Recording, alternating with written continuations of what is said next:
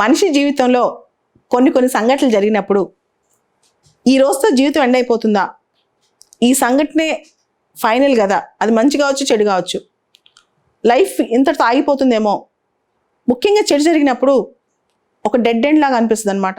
ముందు కదలేం, వెనక్కి కదలేం, లైఫ్ ఇంకా క్లోజ్డ్ అనే ఒక రకమైన బ్యాడ్ మూడ్లోకి వెళ్ళిపోతాం, చాలా గ్లూమీగా అయిపోతాం.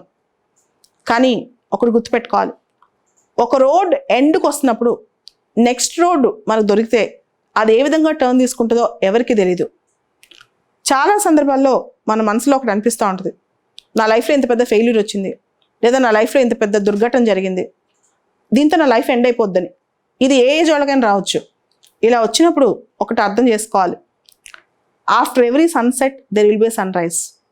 ప్రతి సన్సెట్ వెనకాల ఒక సన్ రైజ్ ఉంటుంది. అలానే ప్రతి రోడ్ క్రాస్ చేసేటప్పుడు చాలా కన్ఫ్యూజన్ ఉంటుంది మనకి, ముఖ్యంగా రోడ్ ఎండ్కి వస్తున్నప్పుడు.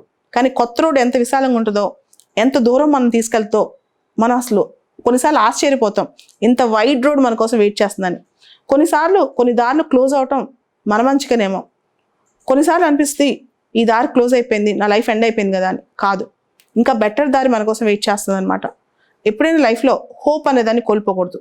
దేనికైనా సరే హోపే మనిషిని ముందుకు నడిపిస్తుంది. ఒక సినీ కవి అన్నాడు, రేపేం జరుగునో రాయగలమా అని. అవును, రేపేం జరిగిద్దో నీకు తెలుసుద్దా మన లైఫ్లో? రేపు అనేది మన లైఫ్లో ఎంత అద్భుతాలు చేయగలదో మనకు తెలుసుద్దా? ఏమో ఆ రేపు కోసమే బతకాలేమో. మనిషికి ఆ హోప్ ఉన్నంత కాలం, కనీసం అంటే 1000 ఏళ్ళు బతకకపోవచ్చు, 100 ఏళ్ళు బతకలేకపోవచ్చు, కానీ రేపు తెల్లారితే మన జీవితంలో ఏ అద్భుతం జరుగుద్దో, లేదా ఎంత మహత్కరమైన అంశం జరిగిద్దో, మనమే చాలా పాజిటివ్గా ఉంటామేమో, లేదా చాలా కొత్త అద్భుతమైన వ్యక్తులను కలుస్తామేమో, లేదా లైఫ్ మిరాక్లెస్గా మనకి కొత్త లెసన్ నేర్పించిద్దేమో. ఏదైనా సరే రేపుని అస్సలు అంటే రేపు జరగబోయే దాని గురించి ముందే బాధపడిపోయి ఈరోజు జరిగిన దాన్ని పెట్టుకుని మనసులో పెట్టుకుని ఇలానే మనం ఉందో, మన లైఫ్ అంతా ఇలా ఉంటుంది అని ఆలోచించొద్దు. అది మంచి కానీ చెడు కానీ. సో మన లైఫ్లో అది గొప్ప విషయం అని చెడు విషయం అని ఈ రోజు అనేది ఎండ్ కాదు, రేపు ఇంకోటి జరగవచ్చు. కాబట్టి life is all about experiences and moments.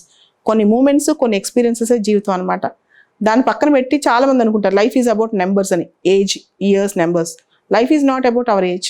Life is not about how old we are or how many years we are going to live.